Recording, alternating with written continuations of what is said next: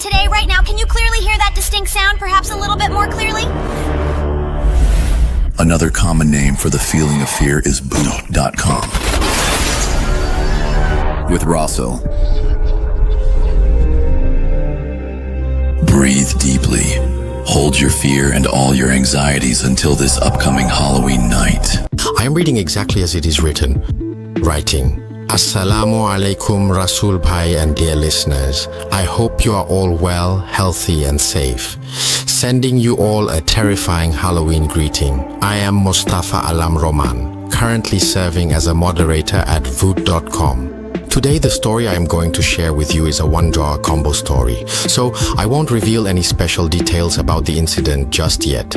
However, for you and for Rasul Bhai, this story is going to be part of the Halloween special episode. Big surprise! I can bet that a story like this has never been broadcast anywhere before. Even though I collected the incident myself, the writing is not mine alone. Do you know who helped me? None other than your and my favorites. Tanvir, Tushar, Sabit Alam and Sifat Alam Bhaiji. Yes, the four of us wrote this story together. That means in today's Halloween special episode, through this story, you will get to experience the writing styles of all your favorite storytellers together. And a huge thank you goes to Sifat Pai, the main planner behind organizing this surprise for you all. Anyway, now let's get to the story. I collected this story from an older brother I know. He is a doctor by profession. His name is Dr. Utpal Biswas, and because he is a huge fan of Pootform and Poot.com, he had a long-standing wish to share the story. But due to lack of time and not being very skilled at writing in Bengali, he couldn't send the story in writing. A few days ago, I met him after many years at a wedding ceremony, and when he recognized me, he came forward and started talking to me. At one point, he said, "I've tried to contact you many times. After so long meeting you today, you're now a moderator at butter.com. I've listened to all your stories and found them wonderful. I also have a thrilling and heartbreaking story. If you write it down and send it, it would fulfill a long-held dream of mine." After hearing Utpal Bhai's words, I couldn't hold back my curiosity any longer. So after the event in the afternoon, I sat with him at a tea shop. I thought to hear the story, I would recount it to you exactly as he told it to me. I will certainly write and then send it, but you absolutely cannot just let the delightful surprise slip away like that. So, with that in mind, let us begin this story in a somewhat more dramatic and engaging way. The event took place on May 26, 2013. It was late afternoon, and just like any other day at 5 p.m., the sunlight was pouring down on the sloping road. People were going about their usual routines, but as you moved a little further along, you could see a crowd gathering in the middle of the street. And gradually, curious onlookers started joining the crowd one by one. As time passed, the crowd kept growing. In the midst of that crowd, everyone discovered a teenage boy around 16 or 17 years old, wearing a school uniform, lying unconscious in the middle of the street. Many thought that maybe the boy... Some people thought the boy had fainted and fallen due to the intense heat of the sun. A few individuals touched the boy's body and realized that he was actually no longer alive. To be sure, some checked his pulse by placing their hands on his neck and wrist and confirmed that the boy had indeed passed away. The lifeless body lay on one side of the road. After the boy's death was confirmed, someone among the crowd called the police, and as usual, the police arrived a short while later. Upon arrival, they dispersed the curious onlookers, cordoned off the area as part of legal procedure, and began checking the boy's shirt and pants pockets.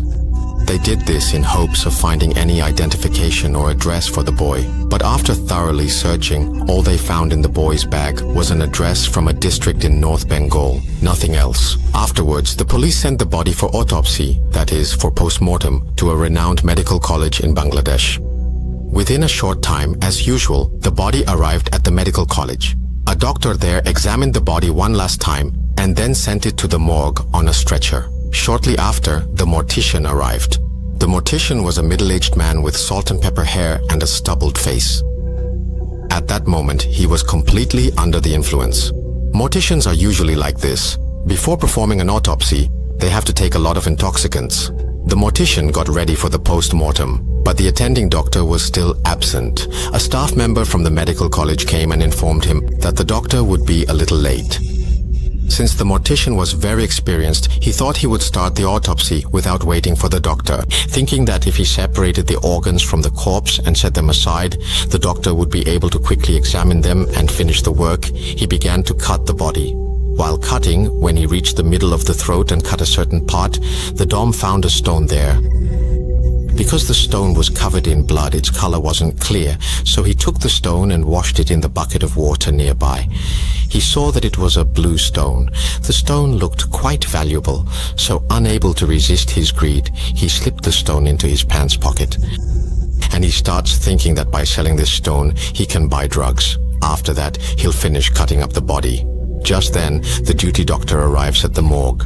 After spending quite some time checking various organs of the corpse, he tells Dom, "I have figured out the cause of the boy's death. You can finish stitching up the body and the rest of your work, then you may leave." Saying this, the doctor exits the morgue room. While Dom is stitching up the body, he suddenly hears the sound of a man crying in a heart-wrenching tone. The crying is so sorrowful that anyone who hears it would feel their heart break. Dom stops his stitching and starts thinking to himself, "I've been working here for so many years. Until today, I've never heard or seen anything like this. So where is this sudden sound of crying coming from? Maybe I drank a bit too much today. That's why I'm hearing these strange things." Talking to himself in his mind, Dom turns his attention back to the corpse in the morgue. The stitching is almost done. Just then, he hears a man's voice speaking very gently to him, saying, "Please, return what you have taken. Otherwise, there will be great harm, Dom." Hearing this, he stops stitching. He starts sweating profusely in fear and, mustering a bit of courage, asks, "Who? Who's speaking? Who?" Before Dom can finish his question, that male voice speaks again. "You have been told. Return it. Otherwise, there will be great harm." This time, Dom becomes even more frightened, but he tries to comfort himself, making noises to shake off his fear. Yes. Lately, I've been overdoing it a bit. That's why I'm hearing these sounds." Still scared, as he stitches the corpse, he thinks to himself, "I'll sell this stone and buy some stuff to get high.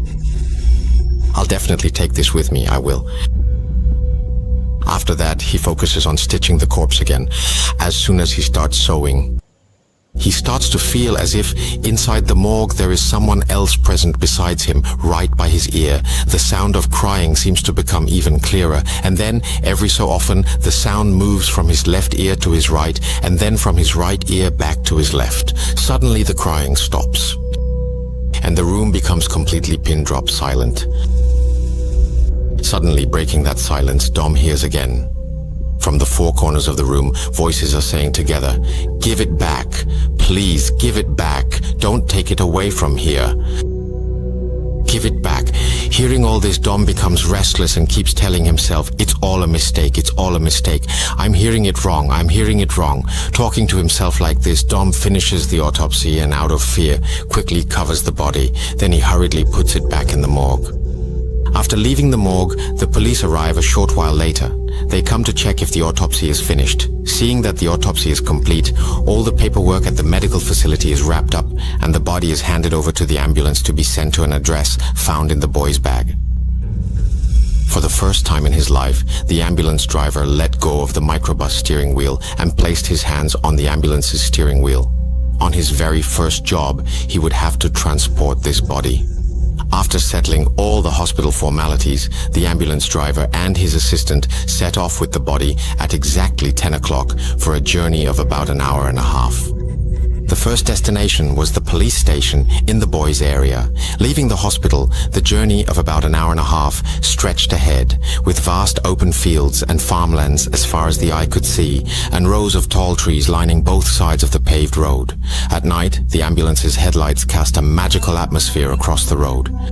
After traveling a short distance, the ambulance driver began to hear a faint, whispering sound.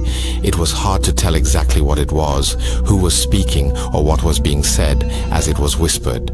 He listened more carefully and then heard a muffled male voice, a suppressed moan drifting to his ears in a very sorrowful tone. "No matter what happens in the middle of the road, please do not stop the vehicle.